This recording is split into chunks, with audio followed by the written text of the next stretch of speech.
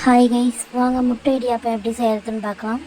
கொஞ்சம் எண்ணெய், கடுகு, கருவேப்பிலை, பச்சை மிளகாய், வெங்காயம் போட்டு நல்லா வதக்குங்க. வதங்கினதுக்கப்புறம் தக்காளி, கொஞ்சம் உப்பு போடுங்க. தக்காளி வதங்கிறதுக்கு கொஞ்சம் நல்லா வதங்கினதுக்கப்புறம் கொஞ்சோண்டு இஞ்சி பூண்டு பேஸ்ட்டு போடுங்க. லைட்டாக போடுங்க, ரொம்ப ஜாஸ்தி வேண்டாம். போட்டு வதக்குங்க. சும்மா ஒரு ஃப்ளேவருக்காக மட்டும்தான் அது.